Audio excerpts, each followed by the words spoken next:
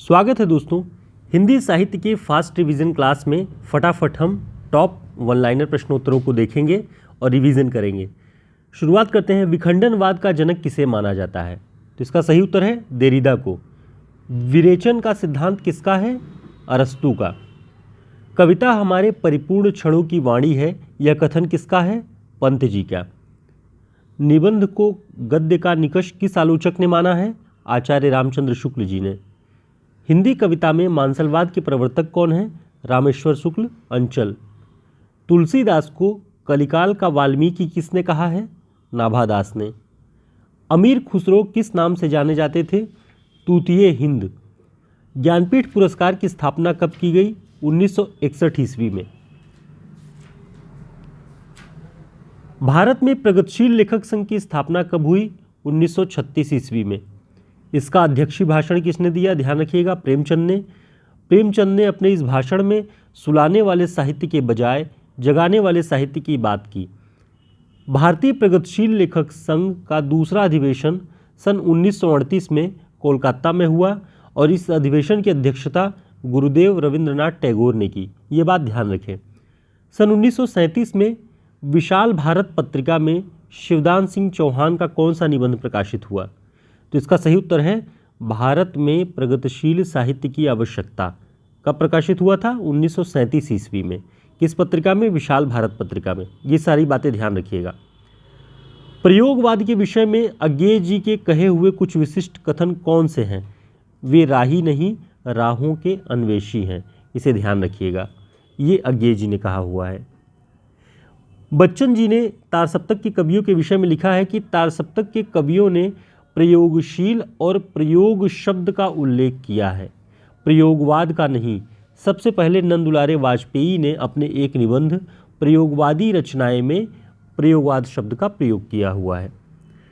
इसके उत्तर में अज्ञेय जी ने लिखा कि हमें प्रयोगवादी कहना उतना ही सार्थक या निरर्थक है जितना हमें कवितावादी कहना। ये बातें प्रयोगवाद के विषय में ध्यान रखिएगा। पंडित प्रताप नारायण मिश्र और बालकृष्ण भट्ट दोनों ने हिंदी गद्य में वही काम किया है जो अंग्रेजी गद्य साहित्य में एडिसन और स्टील ने किया है। यह कथन किसका है? आचार्य रामचंद्र शुक्ल जी का। जायसी ने अपनी पुस्तक आखिरी कलाम जो 1528 में प्रकाशित हुई है, अपने जन्म के संदर्भ में लिखा है कि भा अवतार मोर नौसदी 30 बरस ऊपर कवि बदी। ये बातें ध्यान रखेंगे। ये आखिरी कलाम में जायसी जी ने अपने जन्म के विषय में लिखा है। भा अवतार मोर नौसदी 30 बरस ऊपर कवि बदी। ये बात ध्यान रखेंगे। आखिरी कलाम की रचना बाबर के शासनकाल में हुई है। अगला पॉइंट देखते हैं, सूर सारावली। सूर सारावली, इसमें सूरदास जी ने अपनी अवस्था 67 वर्ष बताई है। आचार्य रामचंद्र शुक्ल जी कबीर की भाषा को सदुक्कड़ी भाषा कहते हैं। श्याम सुंदर दास ने कबीर की भाषा को पंचमेल खिचड़ी कहा है। आचार्य हजारी प्रसाद द्विवेदी जी ने कबीर को वाणी का डिक्टेटर कहा है। बच्चन सिंह कबीर की भाषा को संत भाषा कहते हैं, ध्यान रखिएगा। तुलसीदास की प्रथम रचना कौन सी है? वैराग्य संदीपनी। अंतिम रचना कौन सी है तुलसीदास की? कवितावली। और कवितावली में ही हनुमान बाहु परिशिष्ट के रूप में संलग्न है। इतनी बातें बहुत महत्वपूर्ण है। आगे और देखेंगे हम दोस्तों। हिंदी साहित्य का हमारा शॉर्ट नोट्स, इस तरह के सभी वन लाइनर फैक्ट्स और प्रैक्टिस सेट और हिंदी साहित्य के इतिहास 40 बड़े रचनाकारों पर आधारित हमारा ये हिंदी साहित्य का शॉर्ट नोट्स है। हमारे व्हाट्सएप नंबर पर संपर्क करके आप इसे ऑर्डर कर सकते हैं। कुल 215 पृष्ठ का ये शॉर्ट नोट्स है। सभी प्रतियोगी परीक्षाओं में बहुत यूजफुल है। आगे देखते हैं, आचार्य रामचंद्र शुक्ल ने रामचरितमानस को क्या कहा है? लोक मंगल की साधनावस्था का काव्य कहा है, सिद्धावस्था का नहीं, साधनावस्था का। अयोध्या कांड को रामचरितमानस का हृदय स्थल कहा जाता है। रसखान की अंतिम काव्यकृति कौन सी है? प्रेम वाटिका 1614। या लकुटी और कामरिया पर राज तिहूपुर को तजडारों, ये रसखान जी का कथन है। ये साक्षात रसमूर्ति और ब्रजभाषा के प्रधान स्तंभों में से हैं। ये बात किसके विषय में किसने कहा है? घनानंद के विषय में शुक्ल जी ने कहा है, ध्यान रखिएगा। घनानंद को साक्षात रसमूर्ति और ब्रजभाषा काव्य के प्रधान स्तंभों में गिनती की है। प्रेम मार्ग का ऐसा प्रवीण और धीर पथिक जबादानी का दावा रखने वाला ब्रजभाषा का दूसरा कवि नहीं हुआ। ये किसने कहा है, किसके विषय में? घनानंद के विषय में शुक्ल जी ने कहा हुआ है। आगे देखते हैं, द्विवेदी युग की कविता की प्रवृत्तियां कौन कौन सी थी? उपदेशात्मकता, इतिवृत्तात्मकता, गद्यात्मकता, वैचारिकता। शुक्ल जी महावीर प्रसाद द्विवेदी जी के निबंधों की शैली क्या बताते हैं? व्यास शैली। ठीक है, ध्यान रखिएगा। आगे देखते हैं, द्विवेदी जी भाषा की शुद्धि और वर्तनी की एकरूपता के प्रबल समर्थक थे। कई बार परीक्षाओं में पूछा गया है कि निम्न में से कौन भाषा की शुद्धि और वर्तनी की एकरूपता का प्रबल समर्थक था, तो द्विवेदी जी का नाम महावीर प्रसाद द्विवेदी। द्विवेदी जी के प्रयत्नों से खड़ी बोली काव्य की मुख्य भाषा बन सकी। ध्यान रखेंगे, प्रियप्रवास 1914 में इसका प्रकाशन हुआ। खड़ी बोली में लिखा गया प्रथम महाकाव्य है, हिंदी का प्रथम महाकाव्य है, खड़ी बोली में लिखा हुआ। इसमें कुल 17 सर्ग है। श्रीधर पाठक ही सच्चे स्वच्छंदतावाद यानी रोमांटिसिज्म के प्रवर्तक ठहरते हैं। ये बात कौन कहता है? आचार्य रामचंद्र शुक्ल जी कहते हैं। आगे देखते हैं, निज भाषा बोलहु लिखहु पढ़हु गुनहु सब लोग करहु सकल विषयन विषय निज भाषा उपजोग। ये बात कौन कहता है? श्रीधर पाठक जी कहते हैं। ठीक है, मैथिली शरण गुप्त की रचना भारत भारती का प्रकाशन कब हुआ? सन 1912 ईस्वी में। इसमें कुल 3 खंड हैं भारत भारती में, और तीनों खंडों के नाम अतीत खंड, वर्तमान खंड और भविष्य खंड। ध्यान रखेंगे। तुलसीदास की आलोचना में शुक्ल जी का प्रिय शब्द कौन सा है? लोक धर्म। ठीक है, आगे देखते हैं, सूरदास की आलोचना में शुक्ल जी का प्रिय शब्द कौन सा है? जीवनोत्सव। यानी तुलसीदास जी की आलोचना जब वे करते हैं तो वहाँ प्रिय शब्द है लोक धर्म, और सूरदास की आलोचना में प्रिय शब्द है जीवनोत्सव। जायसी की आलोचना में प्रिय शब्द कौन सा है आचार्य रामचंद्र शुक्ल जी का? प्रेम की वेदना। तो इन तीनों कवियों के बारे में ध्यान रखिएगा। तुलसी के संदर्भ में लोक धर्म, सूरदास के संदर्भ में जीवनोत्सव, जायसी के संदर्भ में प्रेम की वेदना। अज्ञे जी ने इलाहाबाद से सन 1947 में प्रतीक पत्रिका निकाली। अज्ञे जी ने दिल्ली में वत्सल फाउंडेशन की स्थापना सन 1980 ईस्वी में की। वर्ष 1964 में इन्हें आंगन के पार द्वार काव्य संग्रह के लिए साहित्य अकादमी का पुरस्कार मिला। यानी 61 में आंगन के पार द्वार प्रकाशित होता है और 64 में इसे साहित्य अकादमी का पुरस्कार मिलता है। ध्यान रखिएगा। वर्ष 1978 में इन्हें कितनी नामों में कितनी बार काव्य संग्रह के लिए ज्ञानपीठ पुरस्कार मिलता है। यानी इसे ध्यान रखेंगे कि कितनी नामों में कितनी बार पर उन्हें ज्ञानपीठ पुरस्कार मिलता है। और 67 में ये रचना प्रकाशित होती है और 78 में लगभग आप देखेंगे तो 9 साल बाद इस पर ज्ञानपीठ पुरस्कार प्राप्त होता है। ये बातें ध्यान रखिएगा। अज्ञे जी ने प्रयोगवादी विचारधारा का उद्देश्य क्या बताया है? नई राहों का अन्वेषण। आगे देखते हैं, अज्ञे जी आत्मचेतस प्रवृत्ति के लेखक थे। ध्यान रखेंगे, अज्ञे जी ने जीवनी विधा में रचनाएं नहीं लिखी हैं। लगभग सभी विधा में रचनाएं उन्होंने लिखी, जीवनी विधा में रचनाएं नहीं लिखी हैं अज्ञे जी ने, इसे ध्यान रखिएगा। आलोचक नंदुलारे वाजपेयी ने प्रयोगवाद को बैठे ठाले का धंधा कहा। ठीक है, प्रयोगवाद की प्रमुख प्रवृत्तियां कौन कौन सी थी? अहमवादी प्रवृत्ति की प्रधानता, यथार्थवाद का प्रबल आग्रह, निराशावाद, बौद्धिकता की प्रचुरता, उपमानों की नवीनता, साधारण विषयों का निरूपण। तार सप्तक का आशय क्या है?